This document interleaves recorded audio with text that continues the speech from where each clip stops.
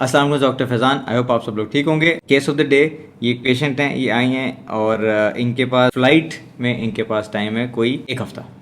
ये दो दांत इनके जो हैं इसके ऊपर एक ब्रिज लगा हुआ था, वो बार बार निकल रहा था, 3-4 दफ़ा लगवा चुकी हैं वो। और आपको नज़र आ रहा है कि क्यों, अगर आप जूम करें नज़र आ रहा है कि इसके अंदर कोई पोस्ट लगे हुए थे, खंभे लगे हुए थे जिससे ये टिका हुआ था। और जब भी ये डेंटिस्ट के पास जाती थी तो उसमें वापस सीमेंट लगाता था और चिपका देता था, और ऐसे ये टिकता नहीं है ज़्यादा क्योंकि बाइट में आता है, फंक्शन में आता है। तो आइडियली होना चाहिए कि ये दांत दोनों निकलेंगे, ये जगह थोड़ी हील होगी, और जब भी हील हो जाएगी तो लेट से 2 हफ्ते बाद, 10 दिन बाद हम इनको एक ब्रिज दे सकते हैं जो कि हफ्ते में बन के आएगा। ठीक है, ये एक ऑप्शन हो गई। दूसरा ऑप्शन ये है कि निकालें, और अगर अंदर इन्फेक्शन नहीं है और अंदर हड्डी है, 2 स्क्रूज लगाएं, 2 इम्प्लांट्स लगाएं, और उसके बाद इसको लेट छोड़ दें हीलिंग के लिए, और फिर 1-2 महीने बाद इसके ऊपर कैप्स लगा दें। ये 2 ट्रीटमेंट हो गई। इम्प्लांट इसलिए नहीं कर सकते क्योंकि कॉस्ट का एलिमेंट है और एक टाइम का है, बिकॉज ये यहाँ रहती नहीं है, ये रहती नहीं है। इसका मतलब जो करना है मुझे इसी वक्त करना है और बाद का हो नहीं सकता। तो एक जरा सा कॉस्ट का हो गया, कॉस्ट से भी ज्यादा ये हो गया कि वो यहाँ है ही नहीं, तो मैं फॉलो अप कर नहीं सकता और ये बार बार इतने विजिट्स नहीं कर सकती। आखिरी बात अब आ गई ब्रिज की।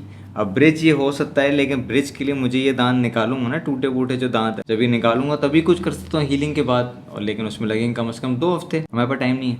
दिमाग लगाएं, क्या कर सकते हैं। अब हम ये कर सकते हैं कि ये जो 2 दांत है ये यहाँ से तो लाल हो रहे हैं बिकॉज खाना फंसता रहा है।